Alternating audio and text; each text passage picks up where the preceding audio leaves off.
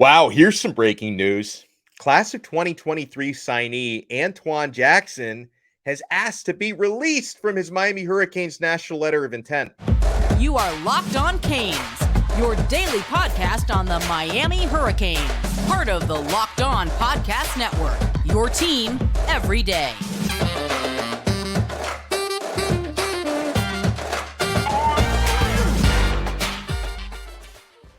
I am Alex Donno, your host. I'm a University of Miami alumnus, longtime South Florida sports radio vet, and contributor to allhurricanes.com. Thank you so much for making Locked On Canes your first, second, and maybe now third listen of the day. We're available free wherever you get your podcasts and available free on YouTube. So on the same day, in fact, within hours of the Miami Hurricanes hiring a new defensive coordinator, welcome to the U, Lance Guidry, a prominent Hurricanes signee on the defensive side has asked for a release from his national letter of intent. That's Antoine Jackson, four-star defensive back out of Dillard High School.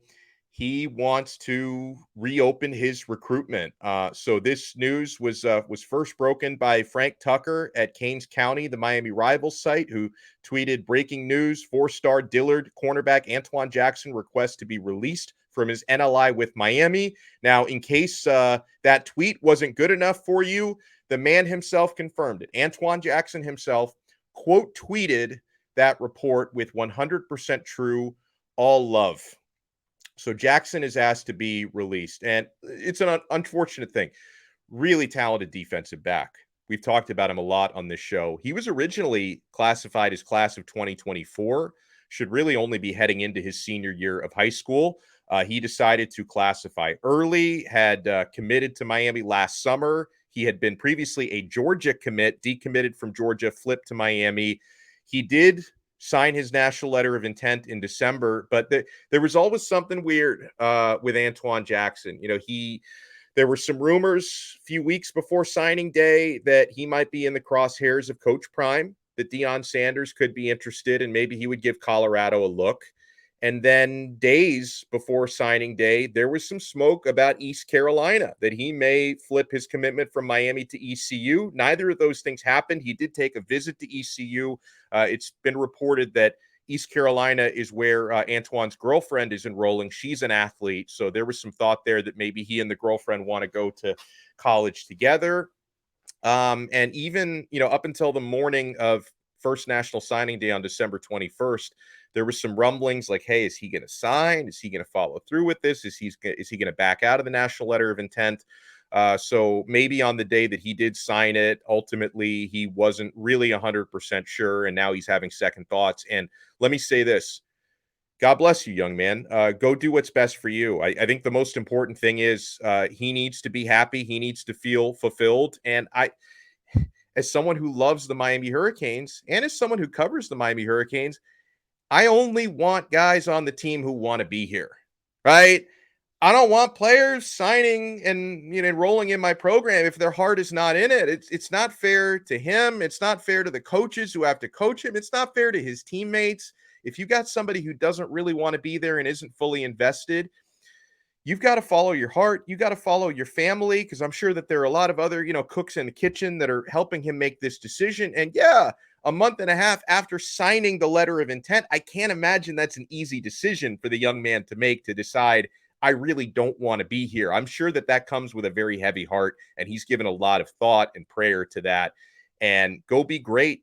Listen, I have no issue with it. Now, I already kind of did this, and I apologize, but Antoine Jackson wrote a follow-up tweet after he confirmed the report that he's requesting his release. He wrote a follow-up tweet that says, "Stop assuming where I'm going to school." So I follow. It could be something that's completely off my radar. It may not be Colorado or ECU. It could be something we haven't even thought about. But yeah, listen, a very, very promising defensive back is taking his talents elsewhere. Miami obviously has very talented cornerbacks coming in the form of Damari Brown and Robert Stafford and Devontae Brown and Terry Roberts coming in through the transfer portal. So Miami's defensive backfield is going to be in good shape, but Jackson out of Dillard, I highly rate this player. And, I didn't know if he was going to have a huge impact as a true freshman this coming year, but 2-3 years down the road, I think Jackson can develop into a stud. And hopefully he finds that development that he's looking for wherever he ends up signing. Now, as far as requesting the release from the national letter of intent, for the reasons I mentioned, these things are usually granted. I know that it's a, quote unquote binding legal agreement, but at the end of the day, like, Miami coaches aren't going to want somebody there who's not happy and who doesn't want to be there. So I would imagine he's going to be granted this release that he was requested, same way. And I'm assuming for very different circumstances, Jaden Rashada was granted, his release a couple of weeks back from Florida. I would assume that Antione Jackson is going to be granted his release. As far as why he's making this decision, I can't say for sure. I know that within the last couple of days, we have seen him reacting on social media to Kevin Steele's departure, and then to the ongoing defensive coordinator search and obviously the timing may not be coincidental, right? The fact that 2 days ago Miami's defensive coordinator leaves for the same job at Alabama, and they just hire a new defensive coordinator today. Could that change be something that Antione is not comfortable with? Maybe he really felt a strong bond with Kevin Steele, or he thought the defense may go a certain way under Kevin Steele and it won't go the way that fits his talents best under Lance Guidry, that this could be a factor in it, because obviously the timing is curious, right? You've got instability and a change at defensive coordinator, and that happens to be the day that this young man decides to announce that he's requesting a release from the program. So I know that when we put out our earlier episode welcoming Lance Guidry, the new defensive coordinator, who I really like, welcoming him to the U, I did have a lot of commenters and a lot of tweeters. And by the way, you can tweet us at Locked On Canes.